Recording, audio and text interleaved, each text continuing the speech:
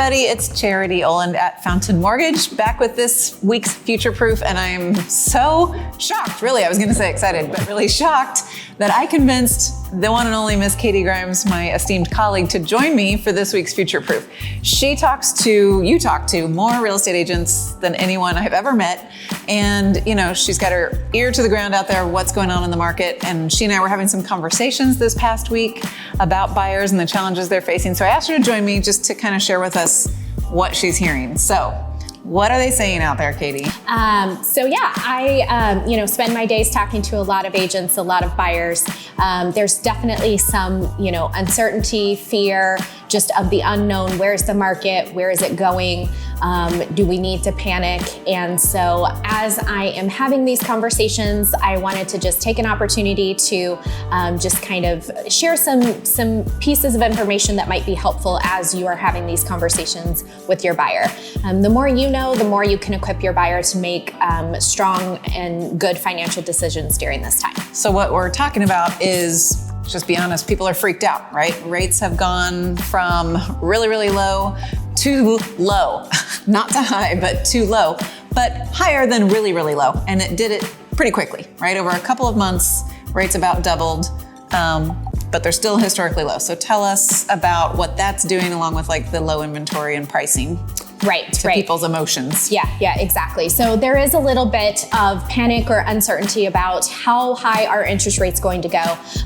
Certainly rates thus far this year have not really gone according to the economist's plans for this year of 2022. So, there's a little bit of the just unknown. Where are they going to be in 6 months or a year? We don't, unfortunately, have a crystal ball to know the answers to that, but we know where they are now. And so we want to just focus on helping our clients know how to best fit their situation in the current market. So you shared this with me this week. It's something you had shared with some of your realtor partners. And so I asked if you'd come on and tell us about that, because what we're trying to do for our realtor friends out there is equip them to talk to their buyers, as you said, and to make them feel more confident about where things are and where things are going. So we've never done this on Future Proof before, but Katie's going to take us to school a little bit here. I brought a trusty, rusty whiteboard, and she's going to talk us through a way to talk to your buyers about what does their asset really mean and what does that really look like. So here is your asset, right? This is your home, these two lines. And the market is in between those two lines, and this is what the market does, right? We are up, we're down, it ebbs and flows. That is a normal real estate market. So what your clients want to do, just like any other client, is they want to buy way down here at the bottom of the market, right? We hear that all the time. Top of the market, don't want to buy at the top of the market up here. So everyone is trying to buy down here, okay? The market will ebb and flow. We can't control that. So whether we buy in the middle, the up or the down, it's all the same there. The problem with this drawing is this is what buyers think is happening to their house, right? But that's just not the case, because never is your asset or your home a flat line. So I am going to redo this drawing to how it looks in a more realistic picture for your buyers. Okay, take that for you. Thank you. Mm-hmm. So here is actually your asset, right? This is your home. It's always going to increase in value. The market now ebbs and flows just as normal. So you may buy down here, you may buy up here, you may buy in the middle somewhere over here, but your asset is constantly appreciating.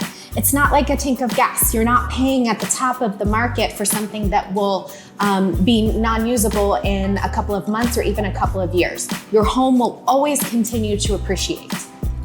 Okay, and then what's next on this? So I also wanted to do just a little bit of a math problem, since my math skills are much better than my drawing skills. So let's just take a simple $400,000 home in this current market, okay?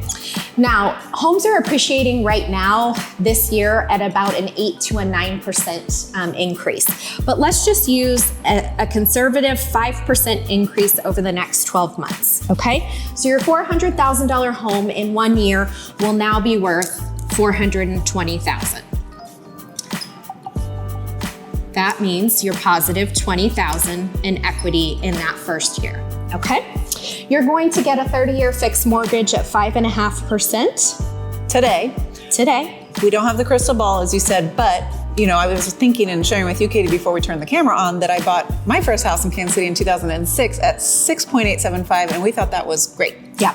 In general, rates at 5.5 are still about a full point lower than the average 20-year interest rate of about 6.67% over the last 20 years. So keep that in mind. Rates are still great. So at 5%, 5.5% interest, you're going to pay about $18,000. About $18,000 in interest that first year.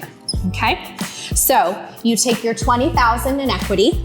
You're going to subtract out the interest that you pay of $18,000, and you have $2,000 still in the green. Okay. During this year, you're also going to make principal payments on your mortgage, which are going to total about $7,000 or so in that first year. Okay. So you're also going to pay down your loan balance by $7,000, which is more equity in your pocket at the end.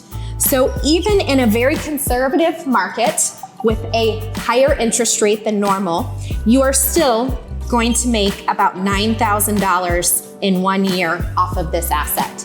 If you stay in that house the average of 5 years, you've now made $45,000, and I'm running out of space, so $45,000 in a conservative market where we are right now. Right, and you have someplace to live. It's not an asset, like you said, like a tank of gas. It's actually something you need to live. Right. And our agent friends know this, but I thought this was a great way to illustrate how you can speak to your clients about that asset increasing in value with these rates. Here, are we done with this? We're done with this. I'll put this down Yeah. so it's not in my face. Yeah. But just another tool for you all to help them realize that even in what they consider the top of this market is what you're saying, they're going to be positive. Would you say $9,000 after 1 year? Exactly. And $45,000 after 5 years. Yep. So. Yep. The biggest message to take away from this is we don't buy the market, we buy the asset, right? We can't control the real estate market just like we can't control the Kansas City weather. It doesn't keep you from going outside on a beautiful day. A home is still and always should be a lifestyle choice first and foremost. Maybe you need some extra space for your growing family. Maybe you're an empty nester who is downsizing for their forever home. Whatever the case might be, it always makes sense to purchase real estate, whether the market is at the top or the bottom or anywhere in the middle. Absolutely. We may not see Katie for a long time again. She really does not enjoy being on camera, but you did a great job. Thank you so much for doing this with me today. If you ever want to have Katie come talk to your group or meet with your agents, I rent her out on the regular, so just contact us directly and we'll be happy to talk with you guys. As always, thanks for joining us, and we'll see you next time. Bye.